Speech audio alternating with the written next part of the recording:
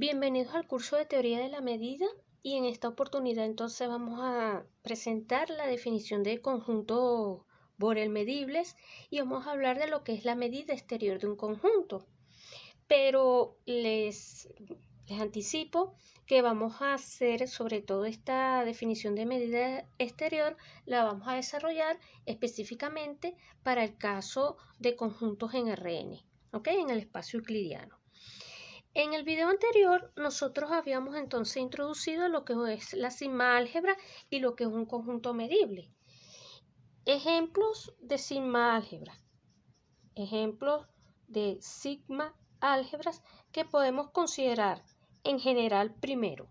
Bueno, si ustedes tienen un conjunto X cualquiera, obviamente distinto del vacío, ejemplos de sigma álgebra van a ser el conjunto de partes de X, ¿verdad? Esto es una sigma álgebra,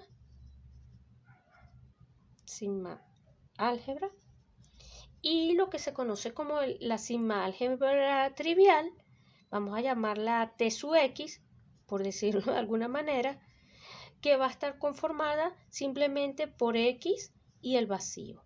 Esta también es una sigma álgebra que se conoce como sigma álgebra trivial.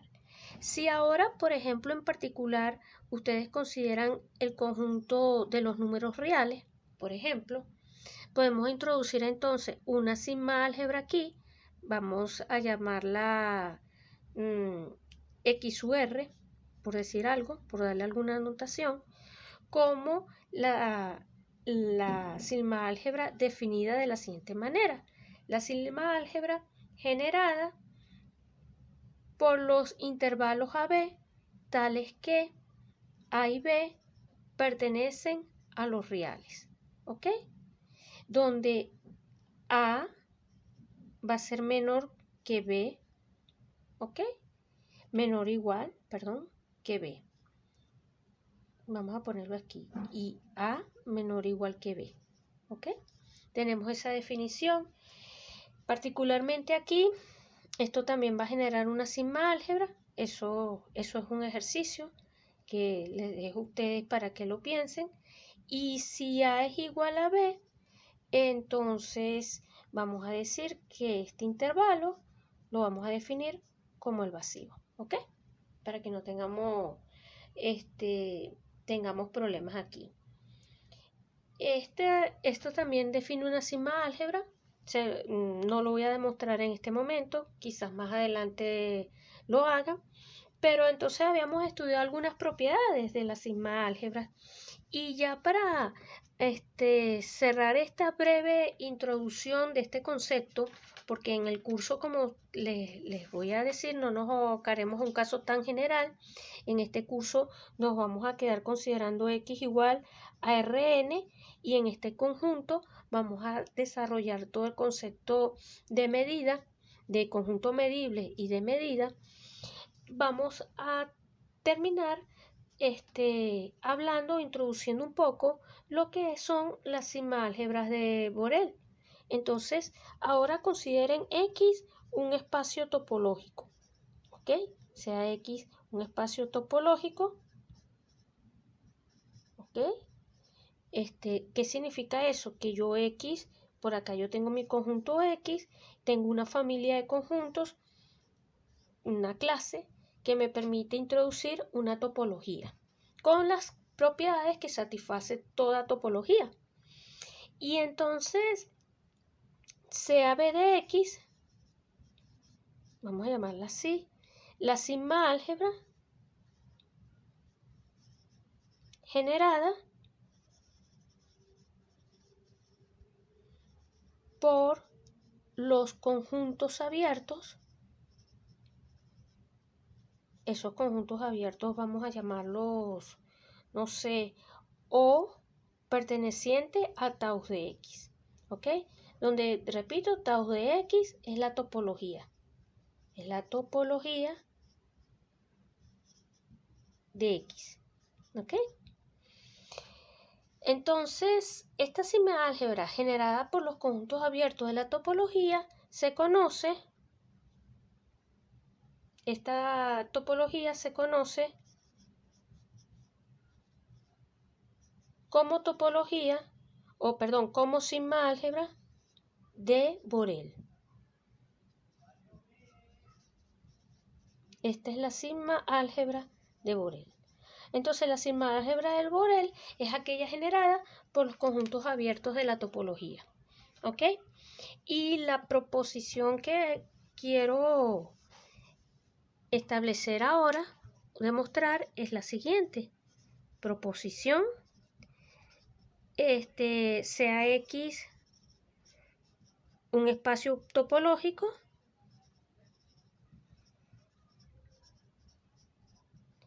y tenemos que, claro, como tenemos un espacio topológico, podemos hablar de conjuntos abiertos y cerrados.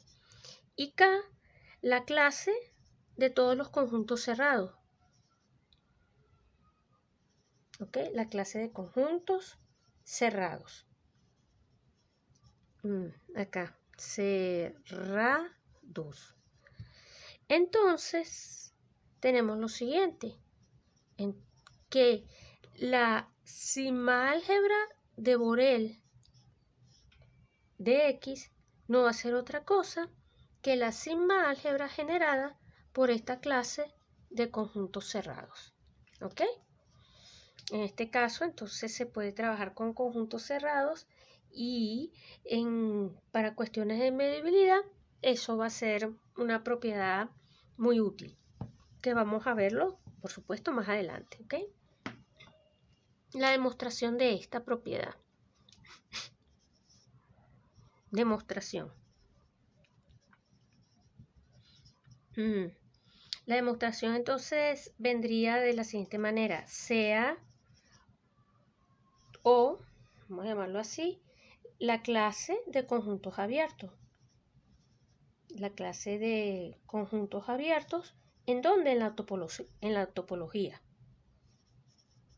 La clase de conjuntos abiertos en tau de tau sub x.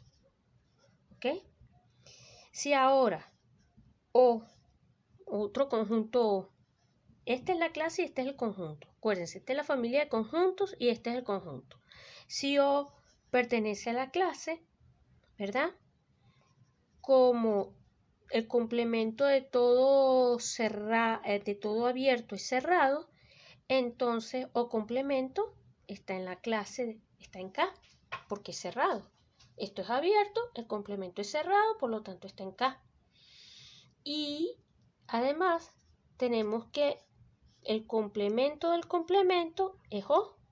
O sea que, y esto implica que, digamos así, O va a estar en la sigma álgebra generada por K. ¿Ok? Porque las sigma álgebras son cerrados bajo complemento. Como sigma sub K es sigma álgebra, como sigma sub K es sigma álgebra, ¿qué podemos concluir? Que entonces la clase de Borel B sub X, ¿verdad? Acuérdense que esta es la más pequeña, o sea, la sigma álgebra de Borel, que es la sigma álgebra más pequeña que contiene a X, ¿ok?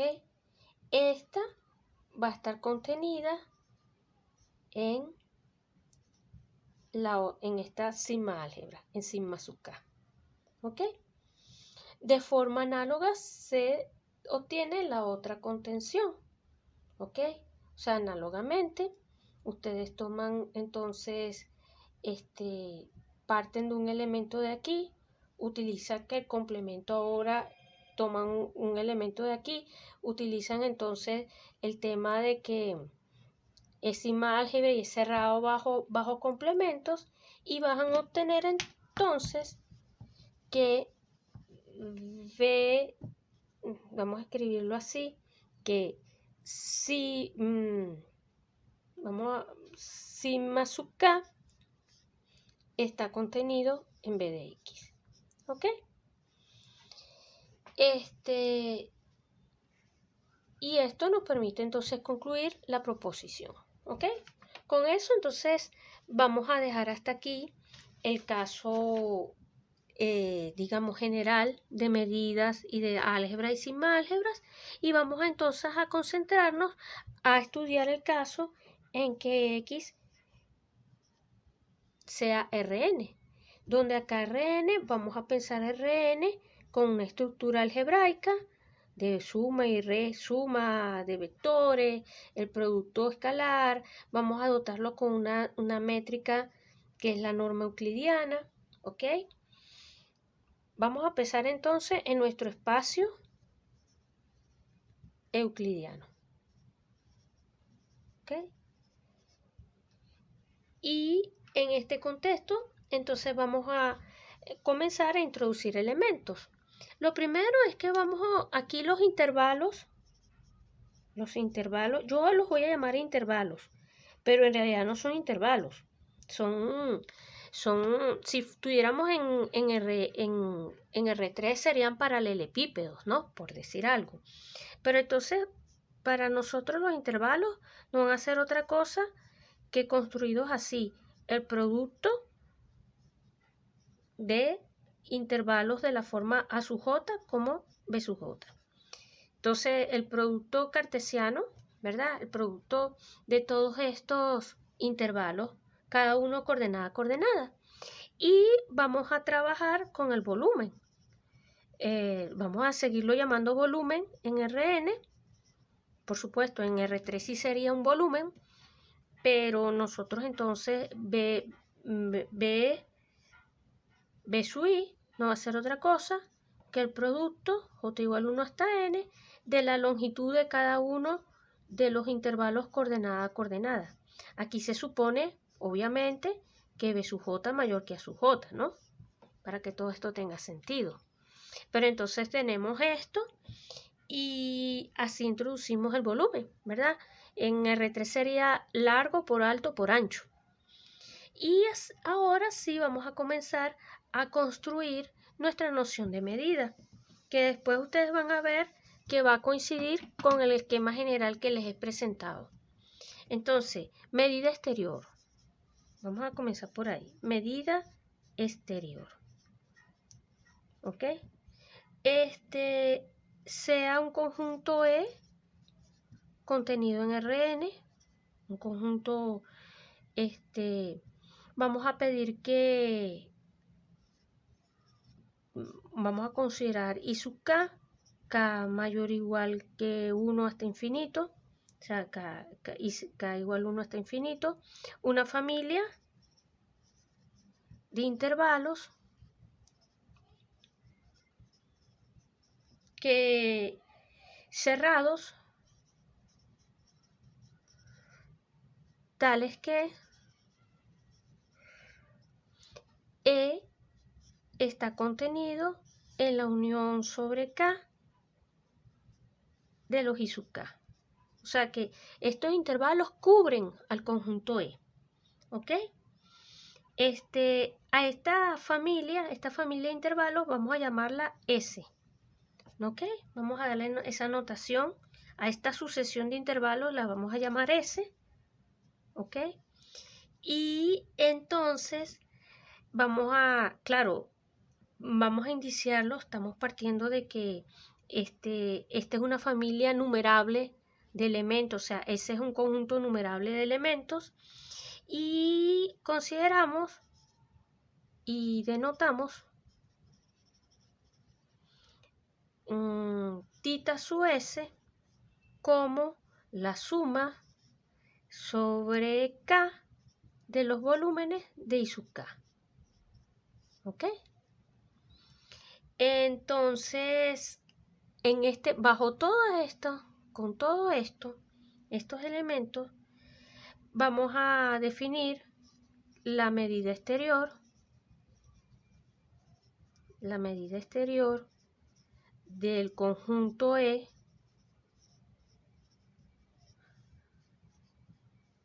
¿verdad? Denotada como, y en la adelante cuando yo escriba esto, E con 2 barras y le pongo esto así, esto significa medida exterior del conjunto E. Entonces vamos a definir la medida exterior de ese conjunto de la siguiente manera, a partir de, obviamente, del cubrimiento. Esto va a ser dado así, lo escribo por acá. Medida exterior de E va a ser el ínfimo para todos los cubrimientos de las cantidades tita su S. ¿Ok?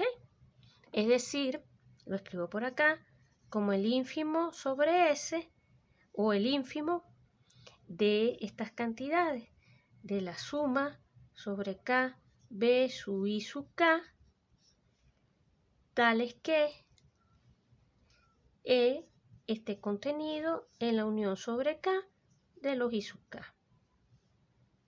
Es K, vamos a poner acá K igual 1 hasta infinito. Aquí si ustedes quieren K igual 1 hasta infinito. ¿Ok? Y eso es lo que se llama medida exterior. Yo voy entonces a mirar todos los cubrimientos que cubren a E y voy a calcular estas cantidades que están acá, a partir del volumen, por supuesto. Acuérdense que estos son elementos también en Rn, E es un subconjunto de Rn y estoy mirando estas cantidades. Eso es lo que se llama medida exterior. Obviamente que por la construcción, como cada una de estas cantidades son positivas, etcétera, la medida exterior siempre va a ser un número positivo y también puede ser infinito, ¿no? Eso depende de cómo converge esta serie, cómo sean estos valores. Entonces, el primer teorema, y con eso ya el primer resultado que vamos a demostrar aquí, y con eso ya creo que tendríamos contenido suficiente para este video. El primer teorema sería que la medida exterior de un intervalo es justamente el volumen del intervalo. ¿Ok? Esto es para un dado y contenido en Rn, dado un intervalo y contenido en Rn, entonces la medida exterior no es otra cosa que su volumen. Eso es lo que vamos a demostrar rápidamente. Y la demostración de esto es lo siguiente. Ya estamos viendo que, bueno, la cosa está como que aterrizando un poco más, ¿no? Porque la noción de volumen es algo que nosotros manejamos con más facilidad. Entonces, como I está contenido en sí mismo, válgame pero esto es redundante, pero bueno, lo vamos a escribir así. Entonces, es obvio que la medida exterior es menor o igual que el volumen de I. ¿Ok? Esta desigualdad es trivial. Vamos a demostrar la otra desigualdad para concluir la igualdad entre ambos. Ahora vamos a ver esta que está acá. ¿Ok? Pero entonces para ver esa que está, la desigualdad en sentido contrario, entonces ahora sea una familia S de intervalos. ¿Ok? Vamos a hacer con este cubrimiento de I que satisface lo siguiente, cubrimiento de I. Sea epsilon mayor que 0, primero, sea epsilon mayor que 0 y vamos a ponerlo así, sean epsilon mayor que 0 y vamos a considerar I estrella sub K los subintervalos, vamos a escribirlo así con calma, los subintervalos conteniendo, voy a decirlo con calma, conteniendo a I sub K en su interior, ¿ok? Tales que el volumen de I sub K estrella sea menor o igual que 1 más epsilon por el volumen de I sub K. ¿Ok? Escojo entonces, a partir de los I sub K se construye estos I sub K estrellas de esa manera. Entonces se va a obtener que I está contenido en el interior, permítanme escribirlo así, en el interior de estos I sub k. Y como estamos trabajando en un intervalo y el intervalo es compacto y es compacto en Rn. Y como I es compacto en Rn, existe un N0 perteneciente a los naturales, tal que esto va a estar contenido en el cubrimiento finito. ¿Ok? Usamos entonces aquí la propiedad de compacidad y pues lo vamos a escribir así. Existe un N0 tal que I está contenido en la unión desde k igual 1 hasta N0 de los I sub k estrella, así, ¿no? Vamos a colocarlos así.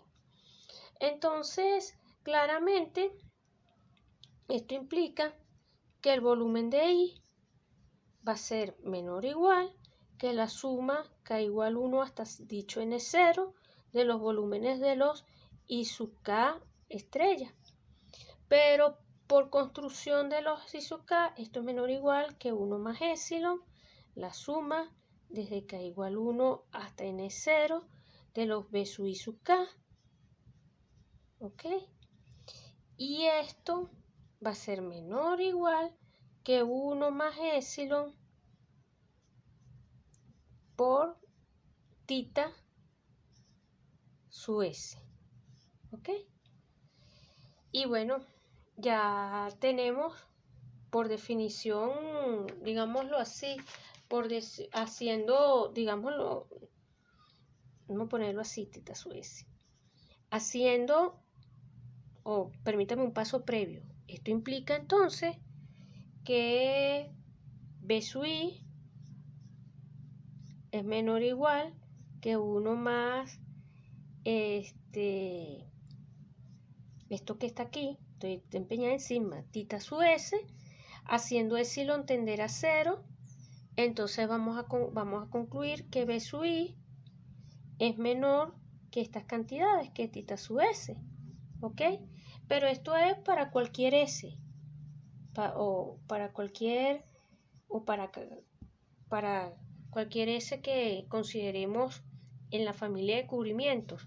Por lo tanto, como esta es una acotación uniforme, podemos concluir entonces que B sub I va a ser menor o igual que el ínfimo de los, lo escribo así pues, que el ínfimo de los S de tita sub S. Y esto no es otra cosa que la medida exterior, en este caso, la medida exterior de I. ¿Ok? Entonces, concluimos la demostración de la proposición.